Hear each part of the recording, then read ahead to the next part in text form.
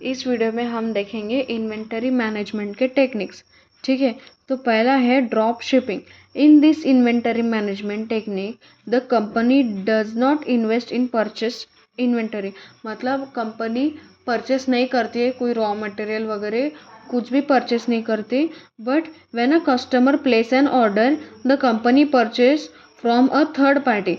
क्या करती है ड्रॉप शिपिंग में? क्या होता है, अगर हमें कोई ऑर्डर मिली है, जब अगर कंपनी को कोई ऑर्डर मिली है तो वो खुद कुछ भी नहीं बनाते, वो किसी थर्ड पार्टी से ऑर्डर लेते हैं, उसे टच नहीं करते, देखते भी नहीं, सीधा जो खरीदता है उसको दे देते। तो when a customer place an order the company purchase from a third party and ship that product to the customer without even seeing और टचिंग इट। ठीक है, फिर है फीफो एंड लिफो।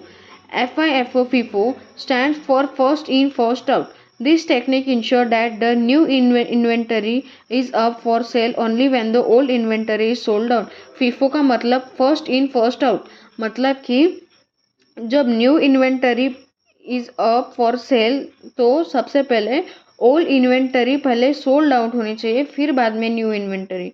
जब ओल्ड इन्वेंटरी सोल्ड आउट होंगी फिर बाद में न्यू इन्वेंटरी सोल्ड आउट होंगी। ठीक है, it helps in maintaining inventory freshness. पहले मतलब पहले फ्रेशनेस, मतलब हम अभी अब शॉप है तो पहले हम अपना जो वो डेट का माल है पहले वो पहले की डेट का माल ख़त्म करते, फिर उसके बाद फ्रेश दूसरा माल आता है, फिर वो हम ख़त्म करते।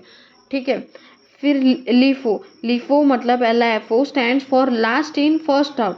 This technique prevent the inventory from spoiling by selling the new stock first. इसमें क्या होता है, पहले न्यू स्टॉक सोल्ड करते जाते, सेल करते। ठीक है, फिर थर्ड है हमारा बल्क शिपमेंट। ठीक है, तो this technique reduce the cost of purchasing inventory by ordering shipment in bulk at once. इस शिपमेंट में मतलब reduce the cost of inventory cost, inventory की कॉस्ट कम करते हैं। कैसे? ताकि हम पूरे ऑर्डर बल्क में लेते हैं। ठीक है, फिर demand forecasting. Retailers majorly use this technique for predicting future demand based on past demand. Retailers ये टेक्निक यूज करते हैं क्या प्रेडिक्ट करने वाले? Technique for predicting future demand predict करते हैं बेस्ड ऑन अपने पास्ट सेल पे। ठीक है, कि हमारा पहला का साल कैसा था उस पर हम फ्यूचर की डिमांड को हम प्रेडिक्ट करते हैं। Inventories purchase by companies based on this, इस प्रेडिक्शन पे हमारी कंपनी की इन्वेंटरी परचेस होती है। फिर आते हैं ABC analysis. This technique work by dividing the inventory into 3 group A, B and C। तीन ग्रुप में इन्वेंटरी को डिवाइड करा जाता है A, B and C। The most valuable and profitable product are included in category A. जो सबसे valuable और जो प्रॉफिट हमारे कंपनी को देगा वो कैटेगरी ए में जाता है। फिर category B consist of the somewhat profitable product. Somewhat profitable product जो होते हैं वो जाते हैं कैटेगरी बी में। फिर आता है finally the third category C has the product that do not add much value individually but are profitable when added with other category. मतलब उसकी खुद की वैल्यू इतनी कुछ खास नहीं रहती, लेकिन जब हम कुछ नया प्रोडक्ट बनाते, जब वो मटेरियल यूज़ करते हैं तो उसका वैल्यू अच्छा रहता है। तो ये जाता है कैटेगरी C में। फिर देखते हैं हम MOQ।